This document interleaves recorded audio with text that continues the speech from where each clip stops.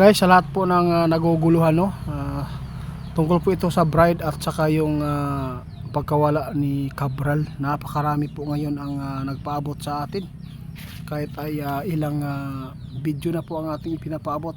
Ito siguro mga bago po ito. Ma'am, kung mapanood lang po ninyo yung mga video natin dati tungkol po sa pagkawala ng bride at saka yung Cabral, no?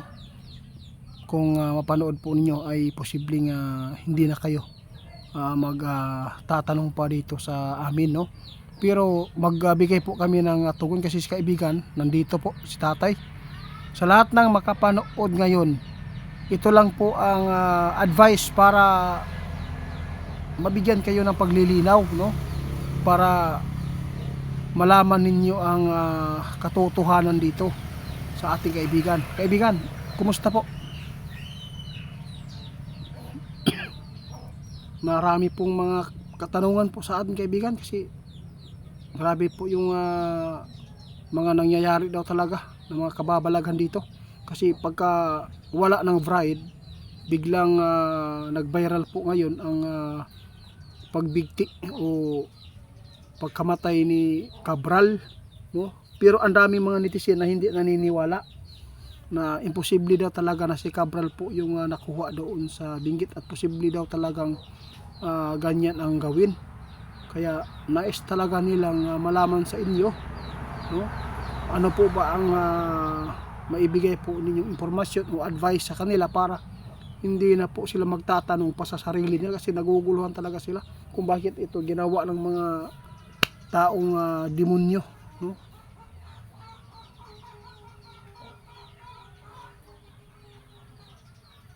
Ingon si kaibigan, guys, para dili daw mo maguluhan. Sa lahat na naguguluhan na, para hindi kayo maguluhan, ito lang po. Kapag hindi po makikita si Ma'am Bride hanggang Pitsa Uno o New Year, ibig sabihin nito, guys, may mga kababalaghan talagang ginawa sa bride. Kasi ang dami po talagang nagpaabot dito sa social media, no? Yung nakuha na bangkay doon sa Benguet si Cabral. Tapos mayroon pang nagsabi na iba na po ang sandal na nasuot. Basta kapag ito ay malaman ninyo, guys, na hindi na talaga makita pa yung bride, ibig sabihin nito yung namatay na si Cabral ay posible talagang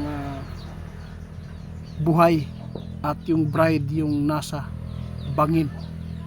Ito po, no? Baka yung bride doon hinulog kapag hindi makita yung bride. Pero kapag makita talaga yung bride, ibig sabihin nito posibleng mayroon po talagang mga ginagawang hindi kanais-nais dito. Kaibigan, salamat po sa impormasyon ninyo, ha?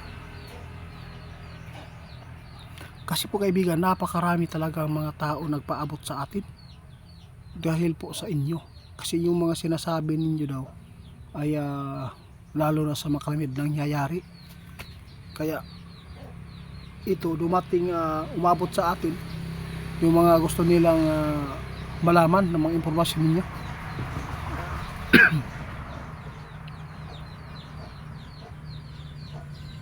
Sa lahat ng makapanood, ha, sabi ng ating kaibigan, para hindi talaga, para mabasbawasan ang inyong pag-isip dyan na gulong-gulo na, ito lang po ang sinabi ng ating kaibigan. Kapag kung dili daw makita antong bride, posible yun na, no, na siya na diha karon sa Benguet na gikuha ang lawas. Katong Cabral karon, posibleng wala na diha. Kung tutuusin, kung titingnan po ninyo talaga ang pamilya, hindi naman malungkot at hindi naman umiiyak, no? Anong sinabi po ng kanyang pamilya? Ayaw na lang ipa-autopsy. Ano pa ba daw? Ibig sabihin nito, no, sa pag-psycho natin diyan, parang okay lang sa kanila. Ibig sabihin nito, guys, budol ito. Di ba, kaibigan? Walang pamilya na hindi po makamit ang hustisya kung talagang may nangyari. Kahit ako, no, Sino ang imbestigahan ko? Unang-una ang driver, di ba? Okay, ito po ang isipin natin. Tama si kaibigan, guys. Posibleng may nagtago na ngayon kay Cabral. Yung mga tao ngayon na mga bigati na mga magnanakaw na ayaw nilang mabuking ang kanilang ginagawa sa taong bayan. Kaya abangan na lang po natin, guys, ha? Wala naman po talagang maiitago na ginagawang krimen o kamalian. Kung hindi lumutang ang bride, posible siya po yan. Sinabi na ang ating kaibigan.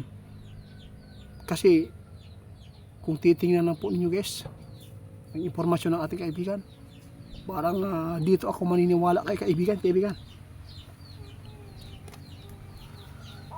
Oh, sinabi na po ang ating kaibigan, itiit kapag hindi makita ang bride sa Petsa 1 o New Year, ibig sabihin nito, siya yan. No, siya yan. Si Cabral ngayon nasa malamig na kwarto. Tago muna para makaiwas.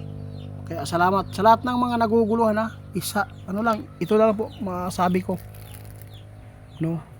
Alam po ninyo, si kaibigan, kitang-kita nila ngayon ang nangyayari dito sa kaguluhan dito sa atin. Tapos ganito pa ang ginawa. Sa totoo lang, guys, walang pamilya talaga na hindi makamit ang hustisya.